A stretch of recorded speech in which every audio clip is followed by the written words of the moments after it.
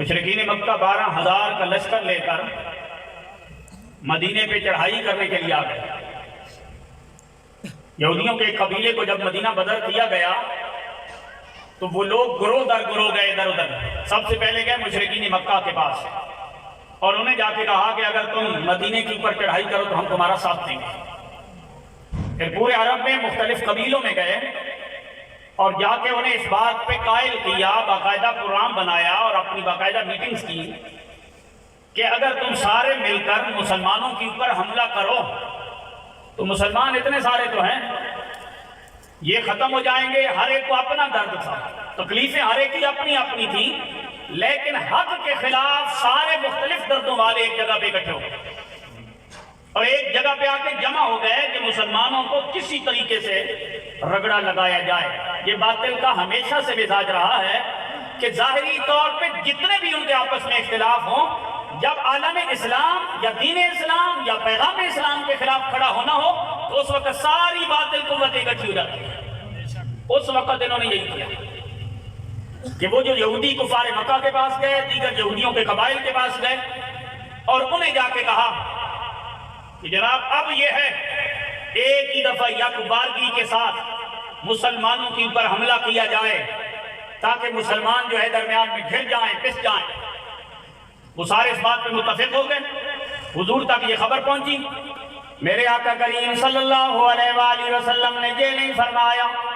مشرق کی طرف سے بھی عالم کفر آ رہا ہے، مغرب کی طرف سے بھی عالم کفر آ رہا ہے، ہزاروں کی تعداد میں دشمن تلواریں لے کر ہمارے مقابلے میں آ رہے ہیں، لہذا پالیسی ایسی اختیار کر لی جائے کہ ہمارے یہ جو جان سے آب آئیں یہ بچ جائیں، محفوظ ہو جائیں۔ میرے آقا کریم صلی اللہ علیہ وآلہ وسلم نے جنگی حکمت عملی اختیار فرمائی۔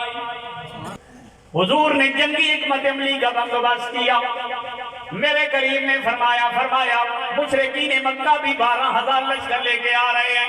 یہودی بھی اکٹھے ہو گئے ہیں، کیے گئے معاہدے بھی توڑنے کے لیے تیار ہیں، دنیا مسلمانوں کی اوپر حملہ کرنے کے لیے اکٹھی ہو چکی ہے، لہذا طریقہ کیا اختیار کرنا چاہیے۔ حضرت سلیمان فارسی رضی اللہ تعالیٰ عنہ نے وہاں پہ پہلا مشورہ یہی دیا، یا رسول اللہ اگر مدینے کے ارد گرد خندق کھود لی جائے،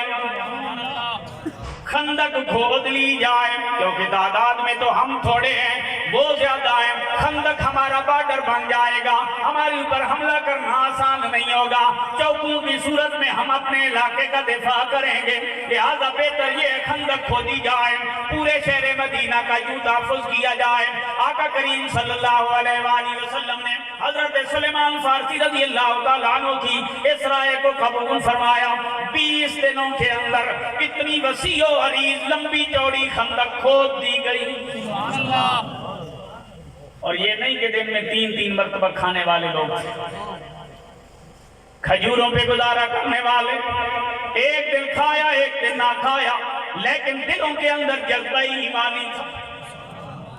ایمان سے دل معمور تھے۔ صحابہ کرام نے ہر چیز اللہ کے نام لگا رکھی تھی، انہیں یہ نہیں تھا کہ ہماری اولادیں بچ جائیں، انہیں یہ نہیں تھا ہماری جائیدادیں بچ جائیں، انہیں یہ نہیں تھا ہمارے باغات بچ جائیں، انہیں یہ نہیں تھا ہماری نسلیں بچ جائیں، ان کا سودا یہ تھا کہ جو کچھ بھی ہے، چاہے اولاد ہے، چاہے جائیداد ہے، چاہے باغات ہے، چاہے کوئی شے بھی ہے، اے باری تعالیٰ سب کچھ تیرے محبوب کے نام لگانے کے لیے،